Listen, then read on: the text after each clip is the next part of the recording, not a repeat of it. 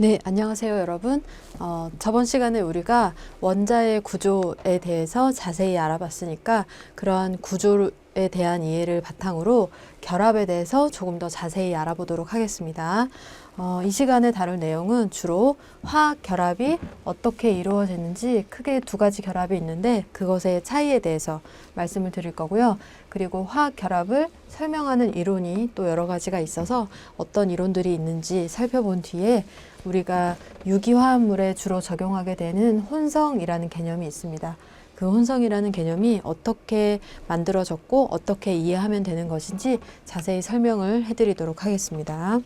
그럼 먼저 화학 결합에 대해서 살펴보도록 하겠습니다.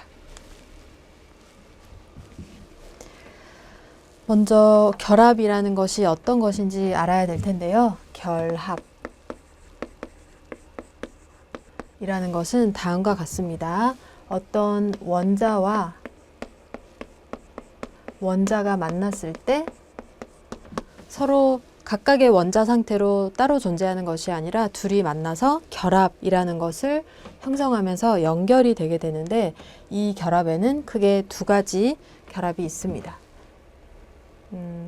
첫 번째로 나오는 것이 여기 있는 이온 결합이고요. 이온 결합. 그리고 크게 다른 결합으로는 공유 결합이 있습니다.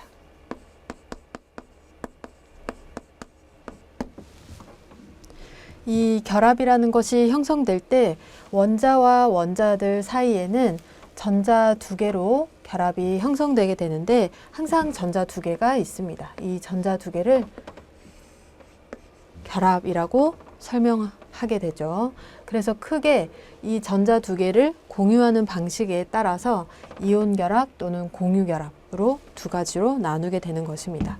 첫 번째로 나온 이온 결합은 이 이온이라는 말에서 알 수 있듯이 중성적인 원자가 아닌 플러스 전하로 생긴 이온 또는 마이너스 전하를 가진 이온들이 플러스 마이너스의 강한 인력에 의해서 만나게 되어 플러스 마이너스 이런 식으로 쭉 연결되게 되는데 이러한 것을 바로 이온 결합이다 라고 얘기하게 되는 것입니다.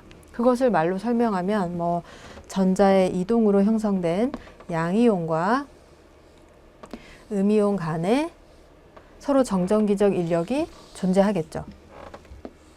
이것은 굉장히 자연스러운 것인데 어떤 플러스로 전하된 양이온과 마이너스로 전하된 음이온은 자석의 N극과 S극처럼 강한 인력을 갖게 됩니다. 그래서 둘이 정전기적 인력을 가지게 되는데 그것으로 인해서 서로 따닥따닥 붙어 있게 되죠. 그것을 바로 이온 결합이다라고 얘기를 하게 되는 것입니다.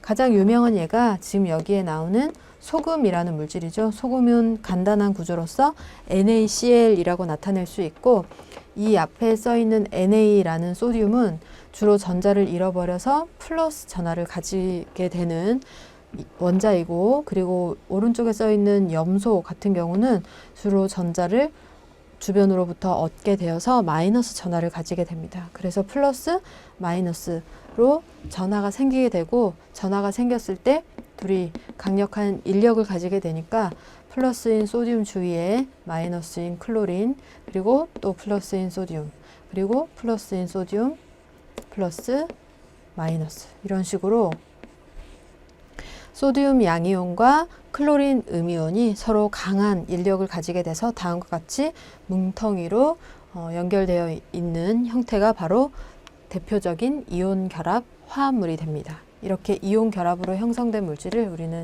이온 결합 화합물이라고 얘기를 하게 되죠.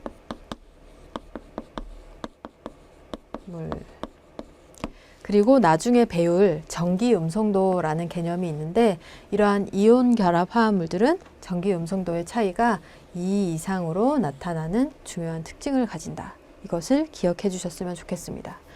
제가 아까 어떤 결합이 형성될 때 원자와 원자 사이에 항상 두 개의 전자가 있다라고 했는데 이러한 전자를 각각의 원자 핵으로 끌어당기는 힘을 바로 전기 음성도라고 하고요.